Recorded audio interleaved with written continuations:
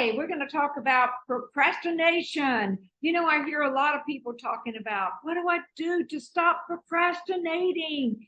And it's really easier than what you would think. I don't know of anybody that I've ever met in my life that hasn't at least once run into times they procrastinated doing things they didn't want to do, they weren't interested in doing, they didn't know how to do, that they knew they needed to do and they wanted to do, but they just couldn't do it.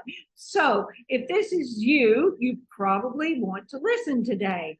So self-leadership really is the key, being the leader of your own castle, if you will, to handling procrastination and being able to take your next step instead of being stuck, not doing anything, like a car that's just spinning their wheels, and increasing your intelligence. And that's another button that I think a lot of people probably have some thoughts that really aren't serving them around intelligence. And I'll tell you a little tip on that. So you need to be the leader of your own universe, the leader of your own castle. And basically, self-leadership has to do with knowing what you're doing and knowing what you should do, and then taking the next action step to make that happen. But a lot of times we get out of alignment with ourselves. So there's only 3 questions you need to ask yourself. When you feel yourself stuck or you feel yourself putting off from doing the things you need to do, ask yourself, what am I doing? And be real honest. If it's nothing, if it's watching too much YouTube, if it's watching too much television, if it's reading too much, just what are you doing? If it's socializing too much, just what are you doing? Write that down. And then write down what you want to do. Now, it's okay if you're not doing it, but write down what you want to do. And then write down where you want to go. Okay? And then the next step is, remember I mentioned about increasing your intelligence? Well, listen to this. Here is the little process. So, first of all, you have to be able to kind of evaluate orders of importance. What's important and what's not important, okay? When you're looking at your ability and what you're trying to do and what you're trying to achieve, you have to be able to put things in orders of importance and know how to evaluate that. That's also the ability to distinguish what's true, okay? So here's the process for this. And I have given this to many clients. I have done it myself, and I love, love, love this process because I always get a lot of energy back and feel on top of the world. And I get unstuck from procrastinating and doing things when I've done this. So make a list of all the things that are incomplete, that you know you should be doing, that you know needs to be finished, but you're doing it very slowly, or you're completely putting it off altogether, okay? Or you are reluctantly doing it, okay?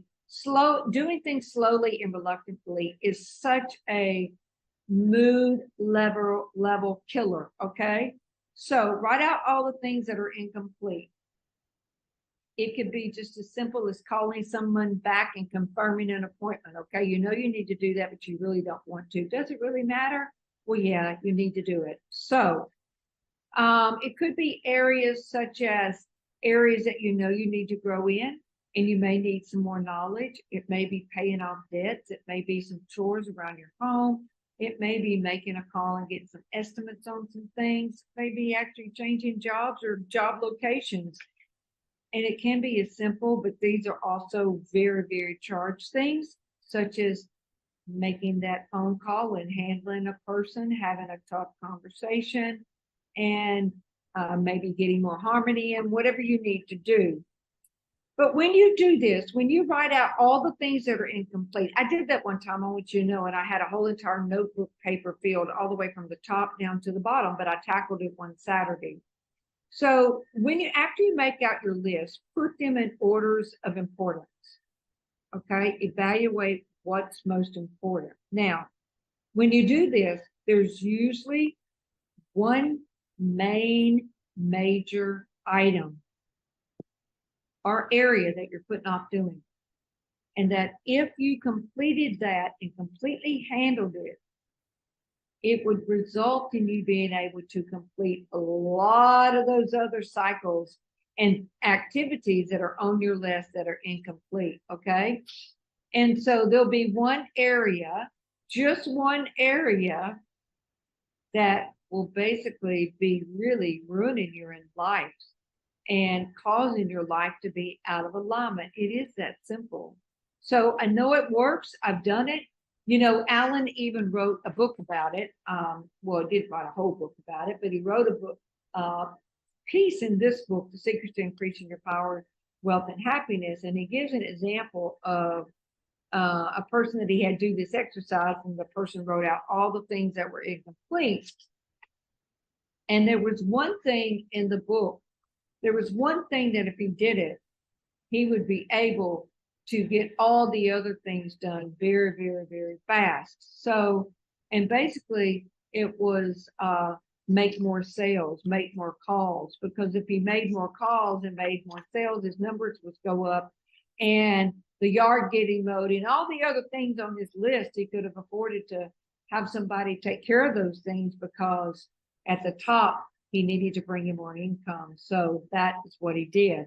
So again, write out your list, find out, you know, where you want to go, where are you, where you want to go, and post it and let us know. What did you find out about yourself when you wrote out all your complete cycles, and when you put them in orders of importance? And did you spot the main one that if you did that one thing, all the other activities would